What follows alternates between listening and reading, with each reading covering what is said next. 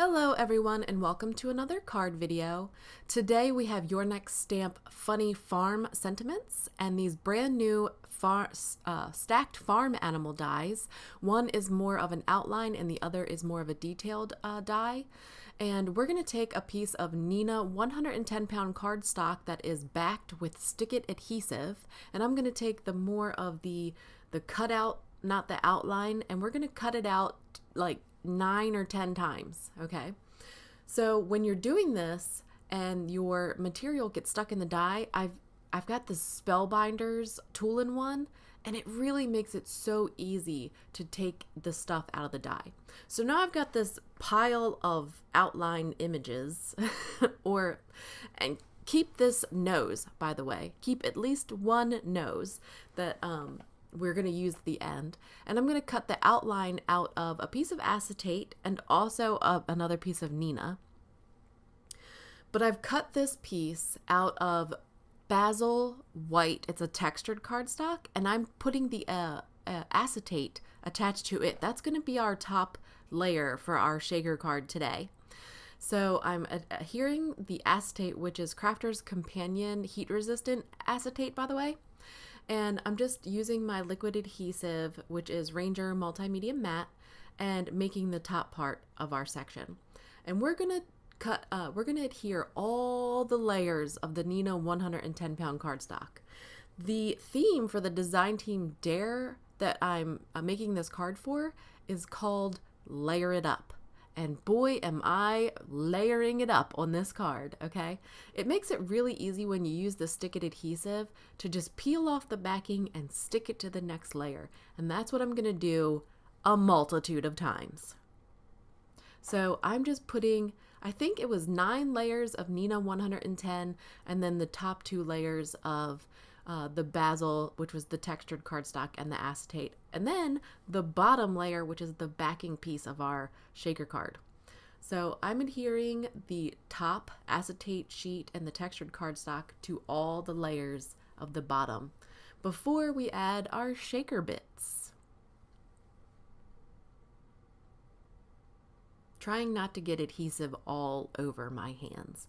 Having a little bit of the plasticky backing of the stick-it adhesive to work with really does make it easier and less messy.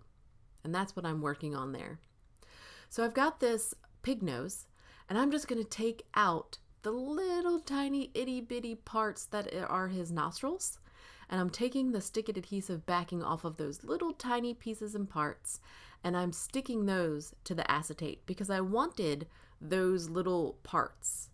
And this is the best way I've found to put them back on the pig. And I'm going to lift up the round part of his nose out of that area.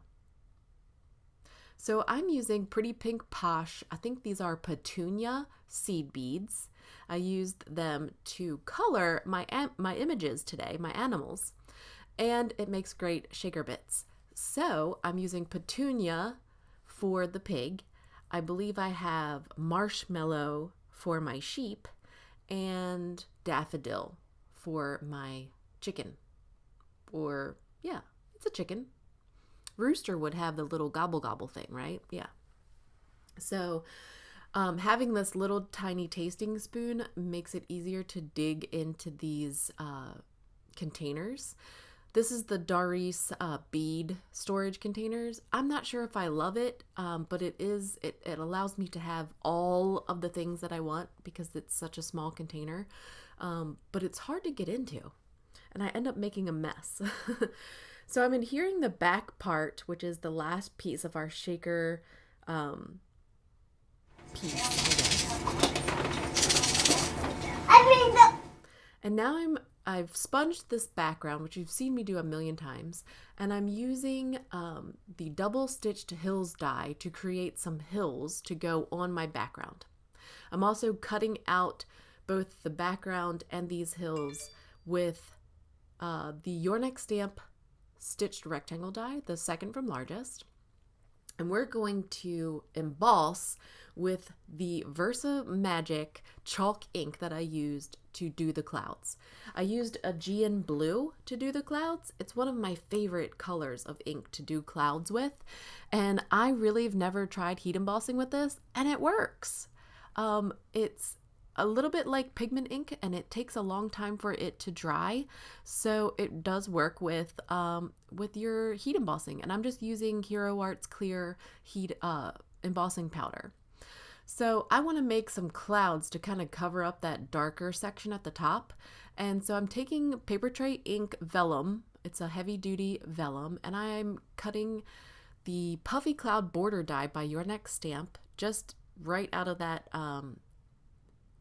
vellum, and now I'm making some marks that I can cut into. When you adhere vellum, it's a little tricky because you can see the adhesive behind it. So what I'm going to do is create these flaps that allow me to wrap the vellum around to the back of the card and adhere the vellum that way. So I'm making like these little arms off of the clouds that I want to adhere, and just by cutting down this portion. Fairly simple. I did it wrong I cut my piece wrong the first time, and I ended up cutting off my arms. I cut off my arms. But I'm using my scoring tool to just kind of mark where I want it to fold behind the card. Not exactly scoring, but a little like scoring. And we're going to fold those pieces to the back, and then I'm going to use some orange washi tape that I don't use for anything else except for maybe adhering my dies down when I'm die cutting. And I'm going to use it on the back part of this panel to keep my vellum from moving around. It's not pretty washi tape, and it's really super sticky, so it's not really useful for anything except this. So now it's not going anywhere. I kind of had to be creative to fix my boo-boo. I've been using a 1/2 inch double-sided tape to adhere most things these days instead of tape runner adhesive, because it's really super sticky and I have a lot of it, so I need to use it up. I'm adhering this panel flat to a Simon Says stamp card base, and then I'm using that super sticky tape to adhere my shaker bits, and that's it. That's my card for today. I hope you guys enjoyed it. Check me out on Instagram, and coming up next is some video of my family playing at our local Dave & Buster's, so hope you enjoy.